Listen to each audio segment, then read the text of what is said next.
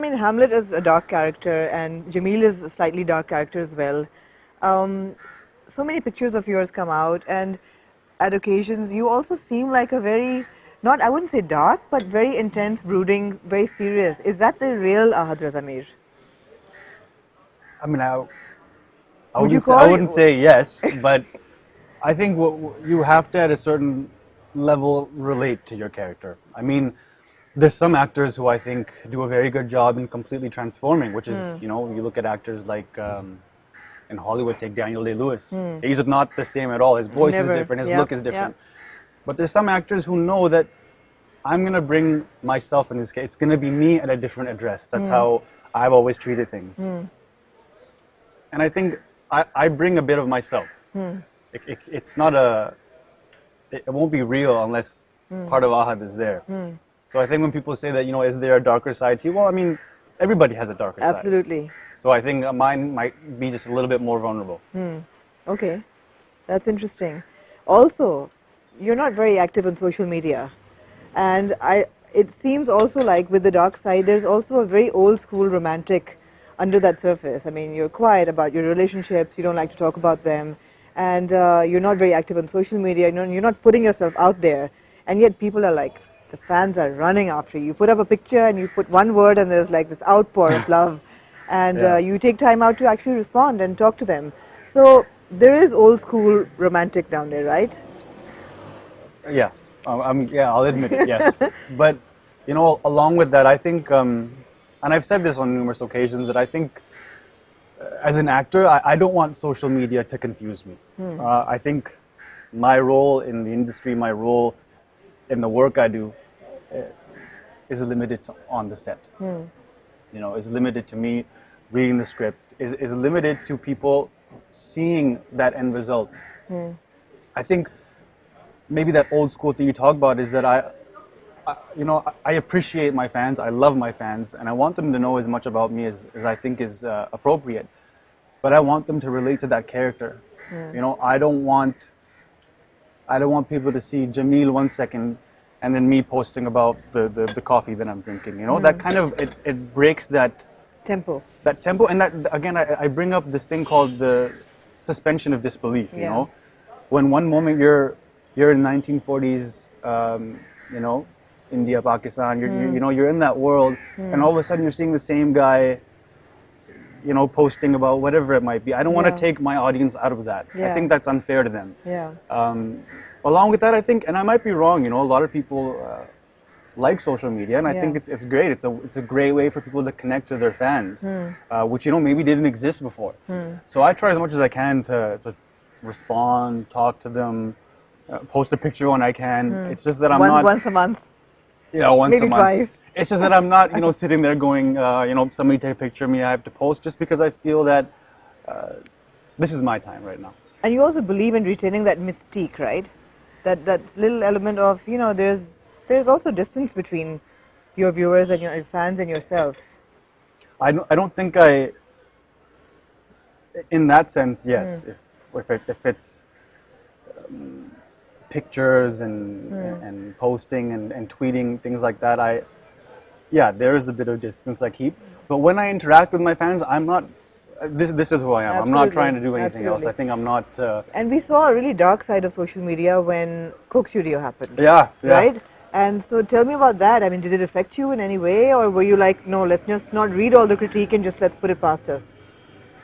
No, I think I couldn't ignore it. That was the thing, Yeah. because it was kind of all over the place. So I couldn't ignore the fact that that people liked or didn't like the song. And we were very vocal about it. Very vocal about it, which I was kind of happy about. Like, look, I felt that, hey, people came together to, whether it was to bash something or whatever it was.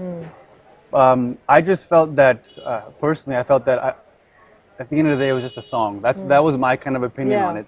And whether people liked it, didn't like it, that's fair. Everybody. And you've done musicals on stage. Yeah, on stage. So you do sing. Well, sure. But I always get this thought that would people have reacted the same way if you had done Coco Karina with Sajal? I don't know. It's a good question. I don't know what would have happened. What would have happened? So we were talking about your different personas and who you really are, and are you the dark brooding hero or are you the romantic hero, or who really are you, but one thing is for certain, you really are mama's boy, right?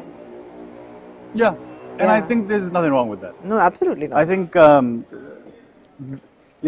very close with my mother, and no matter what anybody says, she is my number one fan, and she's been my number one fan since day one. The same way that she, you know, spreads the message of me doing this serial or doing this film or winning this award or whatever it is. She does exactly when I was in high school and doing small little theater productions. She is exact the same. Nothing's changed. Just as much effort. Just as proud as me winning Hum or Lux to me being 15 years old and just doing a small production on Yeah. stage. Nothing has changed. Yeah. So I'm very close with my mother, and I think everyone should be. They should appreciate their mothers. I think Absolutely. sometimes what happens is as we grow up, we want to be more mature, we want to be cool, we want to whatever it might be. But at the end of the day, you are nothing without the people who have been there since the beginning. Absolutely. My father included. These guys have always supported me in everything I've ever done. Even making the shift to Pakistan. Yeah. And even before, when I was in Canada, my mom lived quite a bit of time without me. And that's a very difficult thing for a mother. It is. So I think, she, regardless, supported me. I said, I'm going to Pakistan. She said, go. Go. Just do what you have to do. Yeah. And your dad, I mean, those were big shoes to fill in, right? I'm still trying to fill them. What was that one moment when you felt that, okay, you had achieved his respect as an actor and he was happy with your decision to get into acting professionally? And, was there like a turning point where it was like, okay, now I've made my dad proud? I think my dad's always been proud. I think That's super. He's always been happy with the decisions I've made professionally. I wouldn't, maybe not personally, I've been a little stupid sometimes. We'd like to talk about that as well, but... Oh, we'll get there eventually. But no, he's always supported me, and he's the one, when I was in school and I told him, I just gave him a call and I said, Baba, I'm switching to drama. Mujhe business nahi karna. All he said was, okay, great.